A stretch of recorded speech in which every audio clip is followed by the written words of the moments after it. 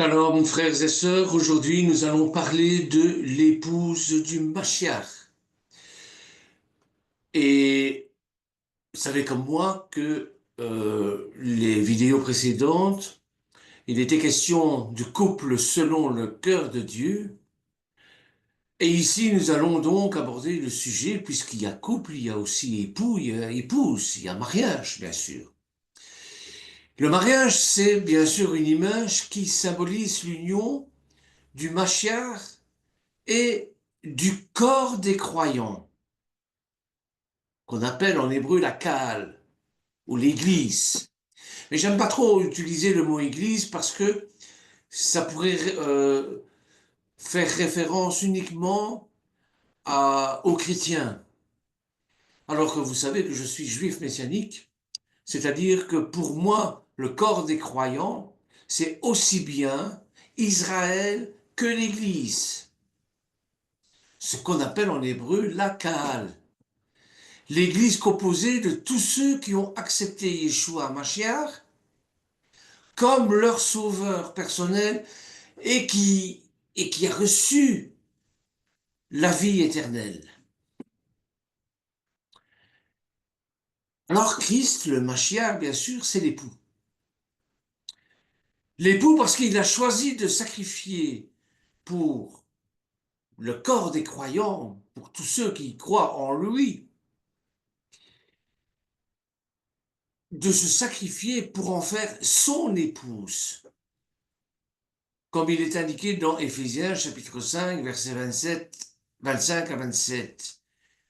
Marie, aimez vos femmes comme Christ a aimé l'Église, donc le corps des croyants, en Yeshua, bien sûr, et s'est livré lui-même pour elle, afin de se sanctifier par la parole après l'avoir purifié par le baptême d'eau. Écoutez, c'est très important, parce que l'eau, le sang et l'esprit vont revenir constamment,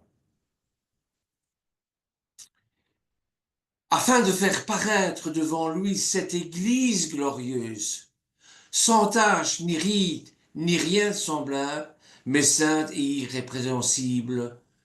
Voilà ce qui nous est dit en Éphésiens. Donc, tout comme à l'époque de la Bible, il y avait une période de fiançailles pendant laquelle les futurs époux ne vivaient pas encore ensemble, eh bien de même l'épouse du Mashiach est séparée de son époux pendant l'âge de l'Église. Et sa responsabilité à l'Église, à la Kahal, c'est justement de demeurer fidèle. Vous verrez ça dans 2 Corinthiens chapitre 11, versets 1 à, à 2, ainsi que dans Éphésiens au chapitre 5, verset 4.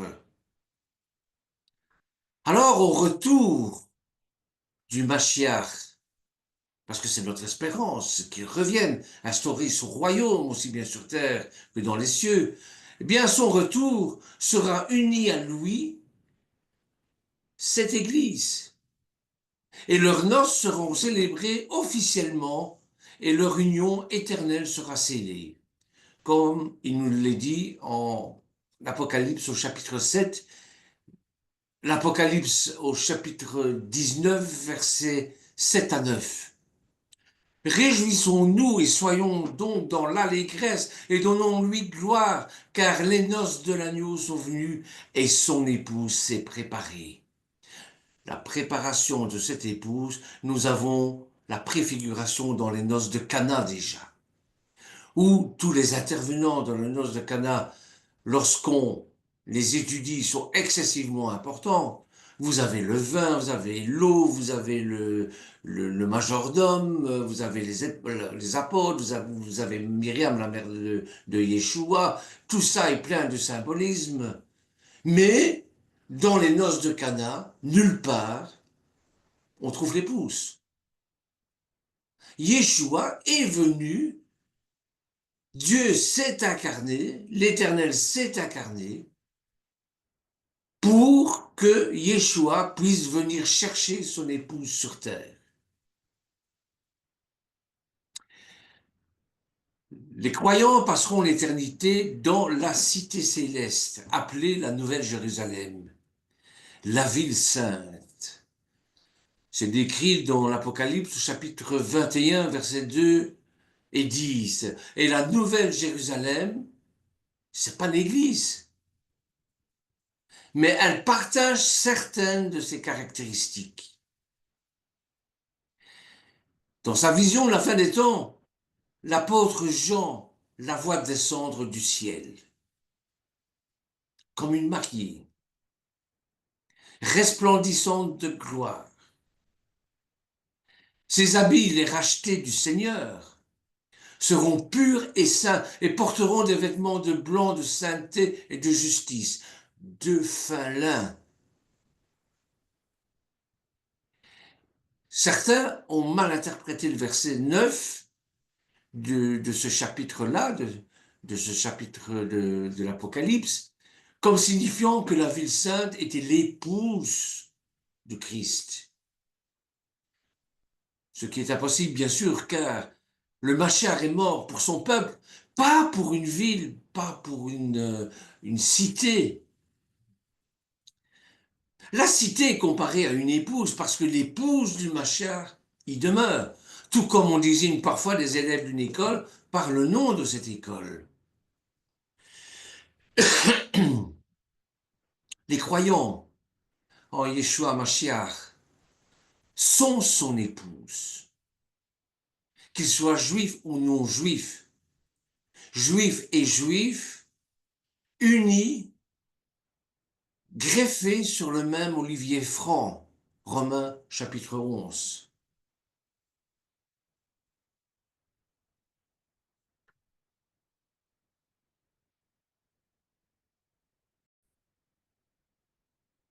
Comme il est écrit en Galates au chapitre 3, verset 28, il n'y a plus ni juif ni grec, il n'y a plus d'esclaves ni libre, il n'y a plus ni homme ni femme, car tous vous êtes un en Yeshua à Mashiach.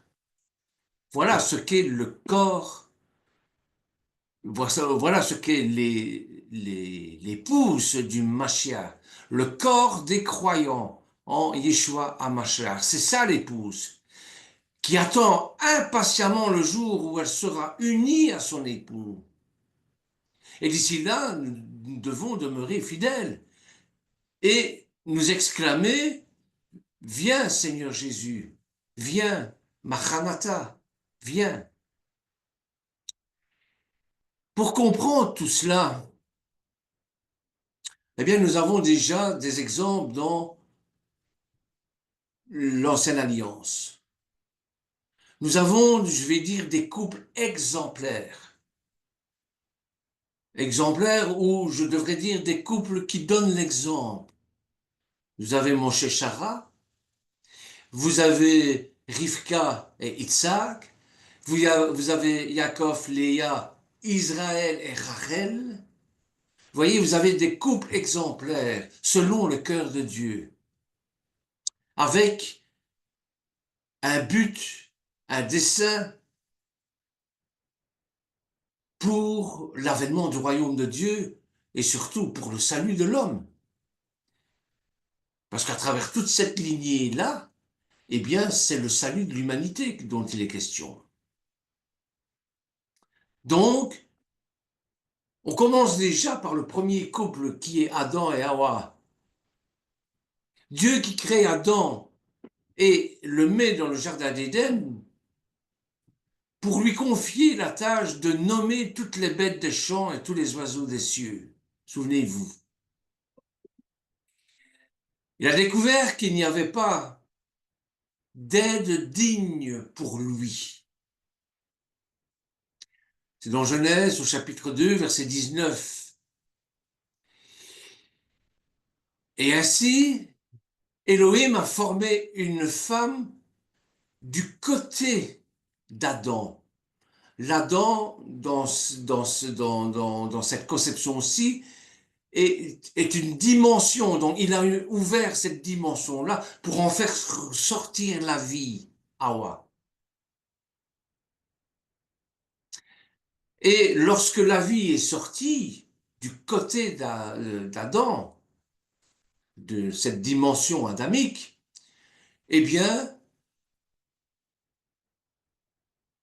euh, au niveau de l'humanité, ça a été donné à Ish et Isha, à l'homme et à la femme, dont la première mission est de nommer la création. Et tous deux furent créés à l'image de Dieu. Dans Genèse, au chapitre 1, verset 27. La femme, Isha, a aidé compléter l'homme et ensemble, ils ont formé une unité, scellée et devenant une seule chair. En Genèse, chapitre 2, verset 24. Qui fait également référence au rapport sexuel, évidemment. Hein, lorsqu'on on a des rapports sexuels avec quelqu'un, c'est pour former le Hérat.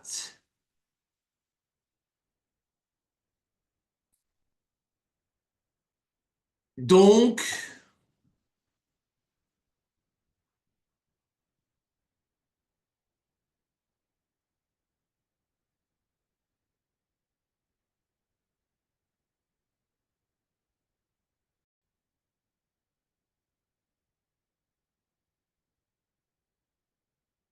donc, l'homme va s'écrier à ce moment-là, voici cette fois celle qui est faite des mêmes os et de la même chair que moi. C'est ça mon aide, c'est ça mon épouse. Et la femme en tant que aide va compléter l'homme pour justement faire cette unité, ce Hérat.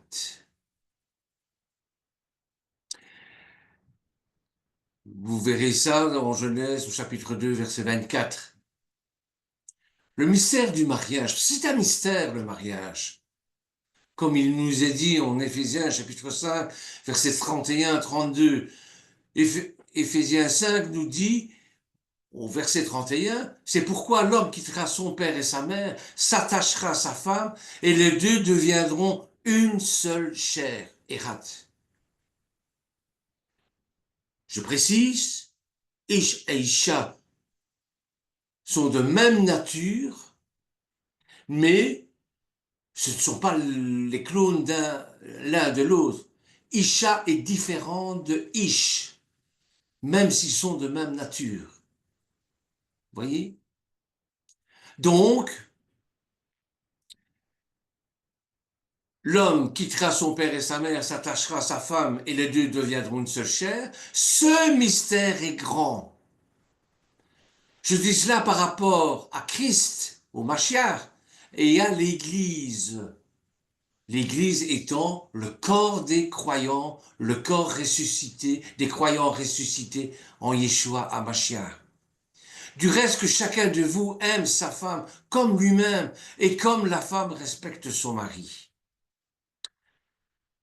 En disant que les deux conjoints ne font qu'un, l'Éternel a énoncé un principe que nous commençons à peine à comprendre sur le plan physiologique. Quand deux personnes ont une relation intime, leur hypothalamus émet des hormones qui provoquent un sentiment d'attachement et de confiance. Les relations sexuelles en dehors du mariage provoquent donc un sentiment d'attachement et de confiance envers quelqu'un avec qui nous ne sommes pas engagés.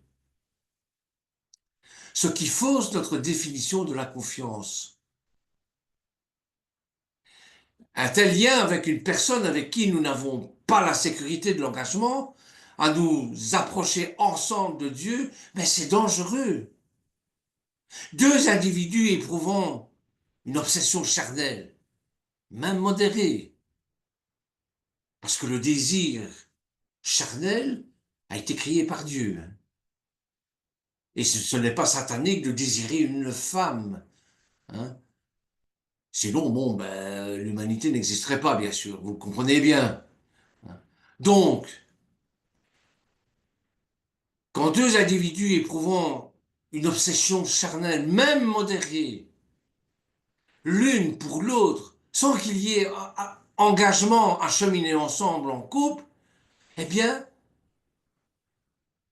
ils s'éloignent de Dieu et des plans qui sont établis pour eux. Dans la Nouvelle Alliance, les quatre évangiles donnent un récit de la crucifixion de Yeshua.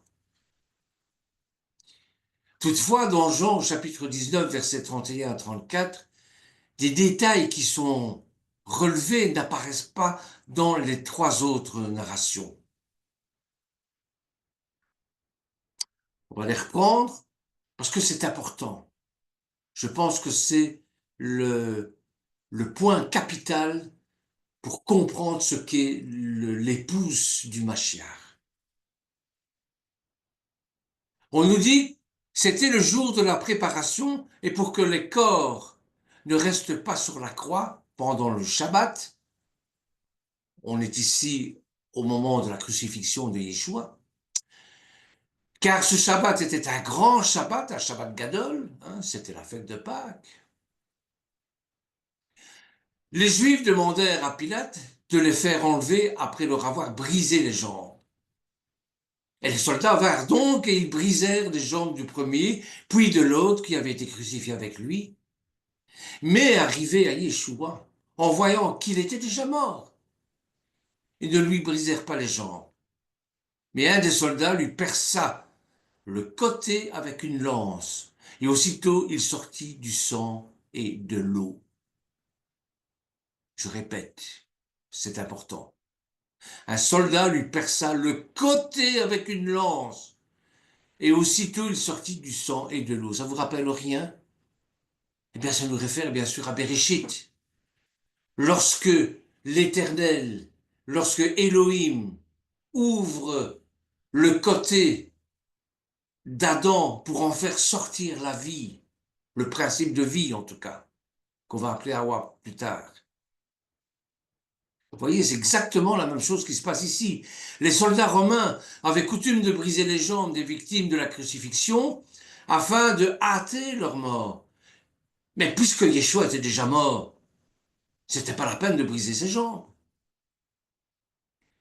Cependant, un des soldats perça le côté de Yeshua avec une lance, et de son côté sortirent du sang et de l'eau.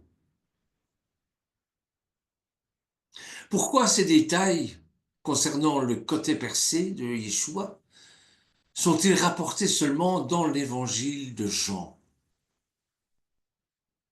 Est-ce qu'il y a un sens spécial? C'est ce que nous allons essayer de réfléchir ensemble sur ce sens spécial. Eh bien, pour répondre à cette question, est-ce qu'il y a un sens spécial à ça?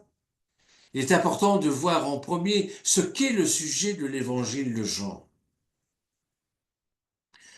Chacun des quatre évangiles présente un aspect différent de notre Seigneur Yeshua. Et mis ensemble, ils forment une biographie complète. Je prends toujours l'exemple. Pour savoir si une marmite de soupe est bonne, eh bien, c'est pas la peine de boire la marmite complète. Il suffit de prendre une cuillère à café, hein, de prendre 4 personnes, et en fonction de leur personnalité, eh bien, ils diront si la soupe est bonne ou pas. C'est un peu ça, quoi. Si vous acceptez que je vous donne cette comparaison. Alors, nous avons Matthieu, l'évangéliste Matthieu. Matthieu, lui, c'est l'évangile du royaume. Il prouve que Yeshua Mashiach est le sauveur roi, le Mashiach ben Yosef et le Mashiach ben David. Puis vous avez Marc. Marc, pour lui, c'est la Bessoratova, la bonne nouvelle de Dieu. Il prouve que Yeshua est le sauveur esclave, le sauveur serviteur. C'est le Mashiach ben Yosef, plus précisément. Ensuite, vous avez Luc. Luc, c'est un grec, un, un helléniste, un médecin. Et l'évangile de Luc, c'est un évangile du pardon des péchés. Il prouve que Yeshua est le sauveur homme, comme il nous l'a dit en Éphésiens chapitre 2, verset 4. Et puis vous avez l'évangile de Jean.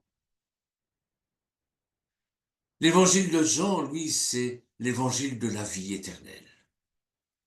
Il prouve que Yeshua est Adonai. Déjà dans son nom, Yah Oshéa, Dieu sauve. Donc, pour lui, Yeshua HaMashiach est Dieu le Sauveur, qui vient comme vie éternelle afin de se propager. L'évangile de Jean met l'accent sur la vie éternelle, je parle ici, la vie éternelle. Et ça nous réfère toujours à Bereshit, au moment où Elohim va ouvrir le côté adamique pour laisser sortir Hawa, la vie. Eh bien, l'évangile de Jean nous parle de ça. Et lorsque nous examinons les détails de la crucifixion du Seigneur, dans le récit de Jean, il est important de garder en tête cette insistance. Alors, les images de Jean sont des images prophétiques et des images spirituelles. Les réalités spirituelles sont profondes et peuvent s'avérer difficiles à comprendre. Jean utilise donc des images, des signes, tout au long de son évangile, pour nous aider à saisir ces réalités spirituelles. Par exemple, dans Jean chapitre 1, verset 29, il nous est dit que Jean-Baptiste dit à Yeshua, « Voici l'agneau de Dieu qui porte le péché du monde. » Nous avons donc le Seigneur Yeshua n'est pas concrètement un petit agneau avec 4 pattes, un pelage laineux. C'est tellement mignon. Toutefois, l'image de Yeshua comme agneau de Dieu nous montre quelque chose qui dépasse ce que le mot seul pourrait dire. Sans beaucoup d'explications, l'image ou encore le signe d'un agneau nous impressionne immédiatement concernant la douceur, la gentillesse, l'absence du péché, l'innocence. L'innocence dans le Seigneur qui s'est livré pour nous volontairement. On ne me prend pas la vie, c'est moi qui la donne. C'est ce qu'il va affirmer. Jean utilise d'autres images tout au long de son récit, comme celle de l'échelle céleste par exemple, du serpent d'airain sur une perche, et du sceptre et de ses sarments. Et ces signes aident à nous transmettre les réalités spirituelles profondes. Alors je vous ai parlé tout à l'heure, lorsqu'on avait percé le côté de Yeshua, il y avait du sang et de l'eau qui étaient sortis.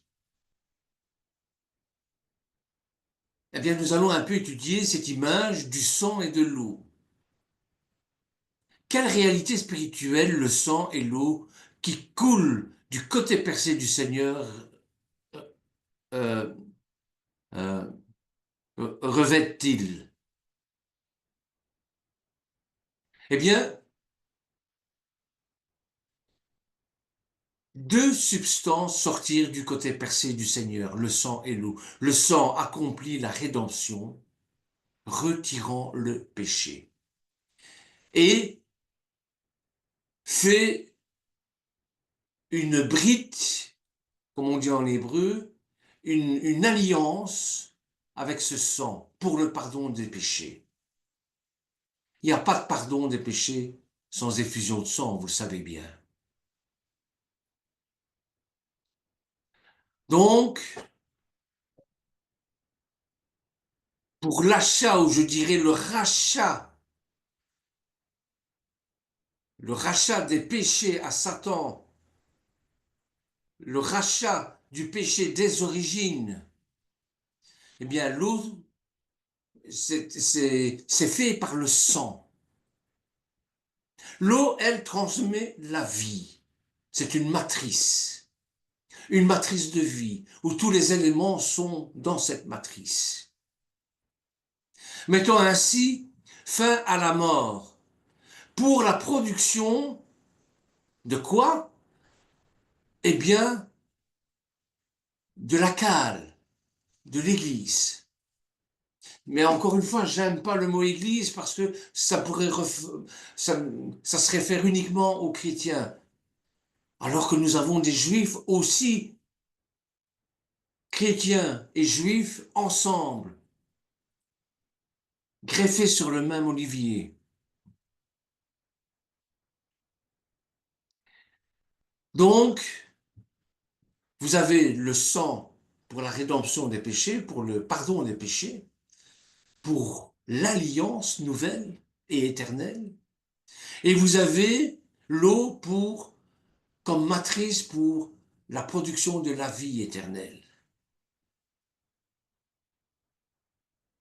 Et d'ailleurs, il nous est dit, en Éphésiens chapitre 5, versets 29 à 30, car jamais personne n'a haï sa propre chair, mais il la nourrit et en prend soin, comme Christ le fait, pour la cale, parce que nous sommes membres de son corps.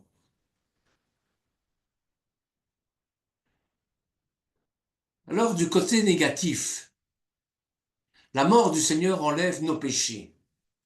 Et du côté positif, elle nous transmet la vie. C'est ça que ça veut dire. Ainsi, elle revêt deux aspects. L'aspect rédempteur, par l'effusion du sang sur la croix, et l'aspect de la transmission de la vie éternelle, par l'effusion de l'eau sortie du côté.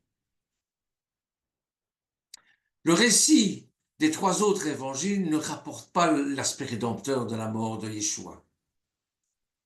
Le récit de Jean rapporte non seulement l'aspect rédempteur, mais aussi celui de la transmission de la vie éternelle. Qu'est-ce que je suis en train de vous dire ici?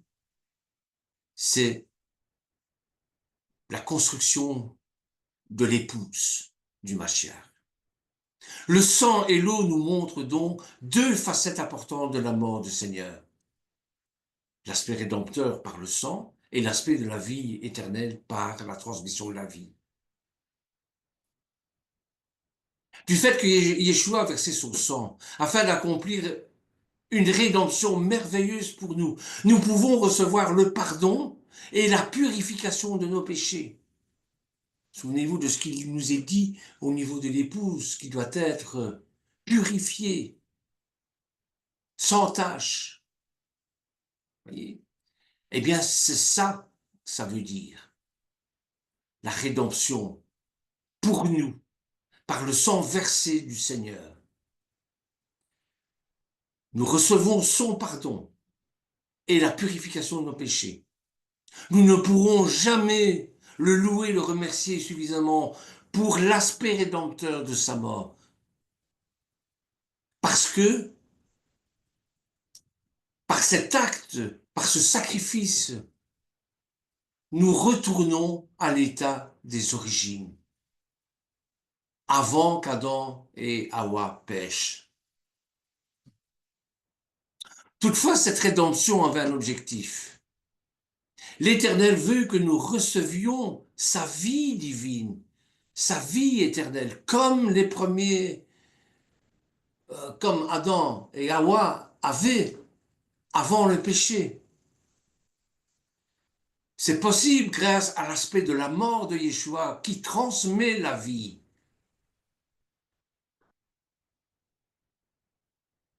Donc, la mort de Yeshua sur la croix, par son sang versé, le sang qui s'écoule, les fusions de sang pardonnent nos péchés, et Cette mort libère par l'eau qui coule de son côté la vie éternelle. L'eau qui jaillit et les eaux ne furent pas brisées, mentionnées par Jean au verset 34 et 36, sont des signes relatifs à l'aspect transmetteur de la vie éternelle de la mort de Yeshua.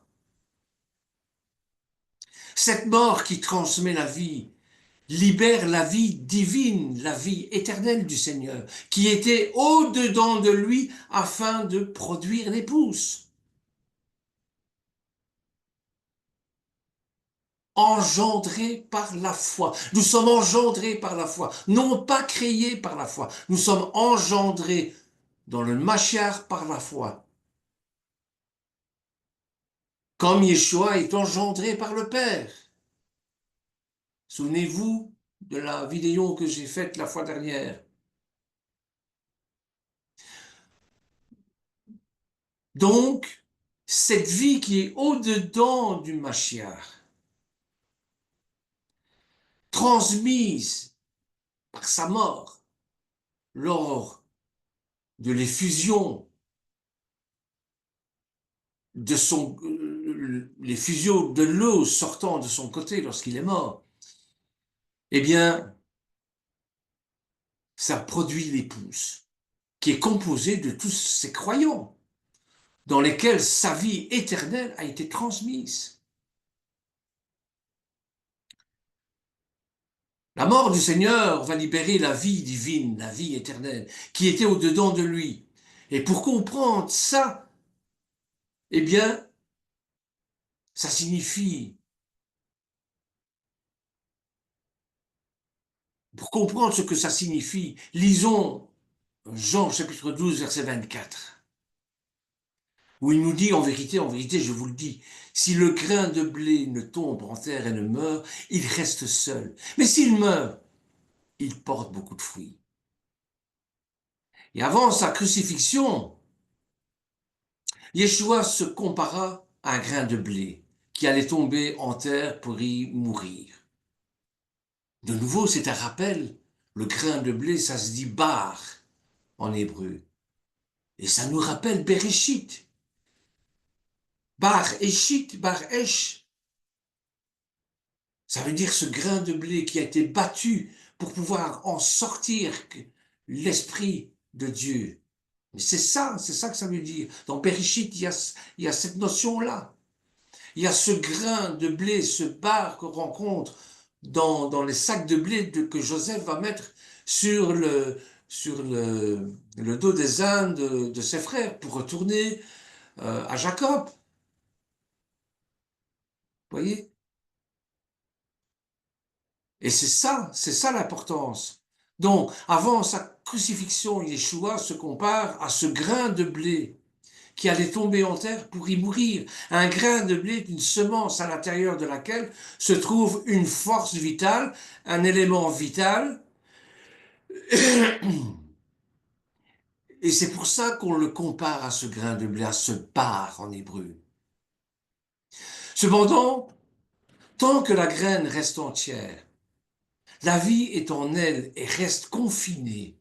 Vous savez, vous avez des grains de blé qui ont été retrouvés, qui avaient été mis dans des jarres, dans les pyramides. Et 3000 ans après, on les a enlevés. Et bon, comme en Égypte, c'est un climat sec, eh bien, ces grains de blé étaient toujours intacts. Et quand on les a mis en terre, ils ont poussé. Donc, le pouvoir fertilisateur du grain de blé était resté intact. Mais il faut que le grain meure, se détruise pour donner la vie.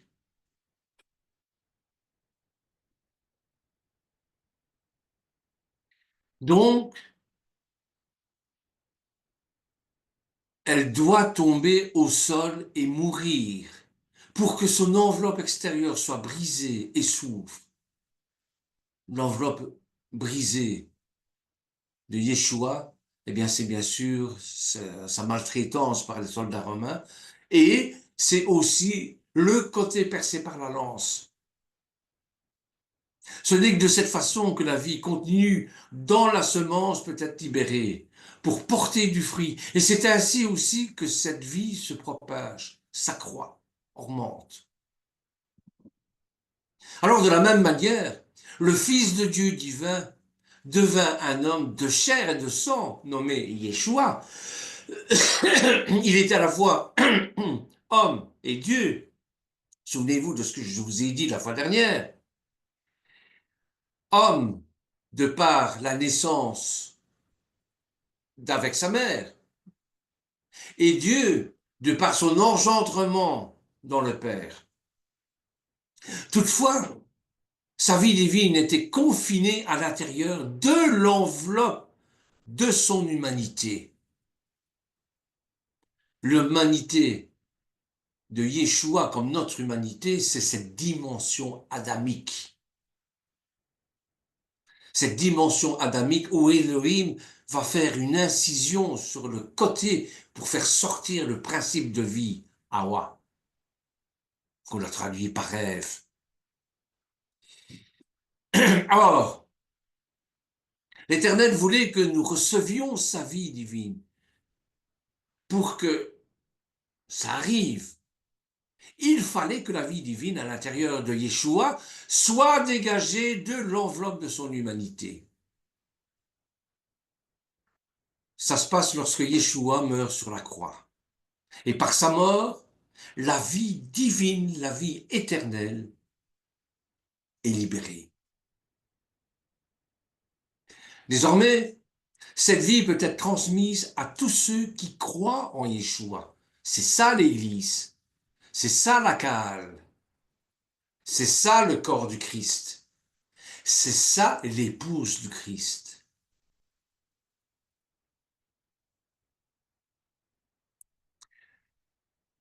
Le côté ouvert d'Adam, duquel Hawa fut produite, Ève, en français, mais ça ne veut rien dire, Ève.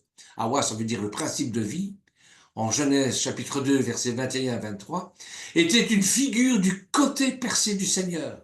Et le sang, c'est celui de l'agneau pascal, qu'on va retrouver en Exode au chapitre 12, verset 7.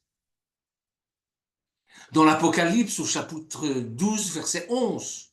Et l'eau, c'est l'eau qui sort du rocher frappé par Abraham.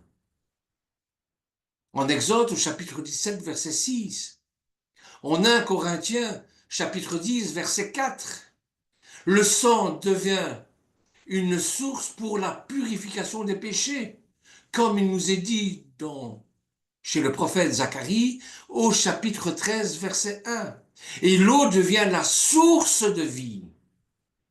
Apocalypse, chapitre 21, verset 6, et le psaume 36, 10. Donc la mort de Yeshua ouvrit deux fontaines qui pourvoient nos besoins. Une fontaine qui retire nos péchés par le lavage et une fontaine de vie éternelle. Regardez en Zacharie chapitre 13 verset 1, j'ai cité plus haut, c'est qu'il nous dit, en ce jour-là, une source ouverte pour la maison de David et les habitants de Jérusalem pour le péché et pour la souillure. Et le psaume 36 verset 10 que je vous ai cité, c'est car avec toi est la source de la vie. Dans la lumière, nous voyons la lumière. Fait référence à Moshe devant le buisson ardent, bien sûr. Et cette lumière primordiale du premier jour de la création. Donc, nous pouvons continuer à nous rapprocher de la source pour être purifiés en confessant tous nos péchés que nous commettons. Nous pouvons aussi recevoir la vie intérieure, la vie éternelle, la vie divine en venant au Seigneur comme la source de la vie pour la boire. Pensez au puits de Jacob avec la Samaritaine, c'est un très bel exemple. Il y a d'autres exemples qui montrent que cette eau vivifiante eh bien, c'est l'âme vivifiante, c'est l'esprit vivifiant du Seigneur. Alors, frères et sœurs, louons le Seigneur pour sa mort. Merci Seigneur de mourir pour nous donner la vie éternelle et pour la purification de nos péchés. Merci Seigneur pour ta mort qui rachète et qui transmet la vie, pour le sang et l'eau.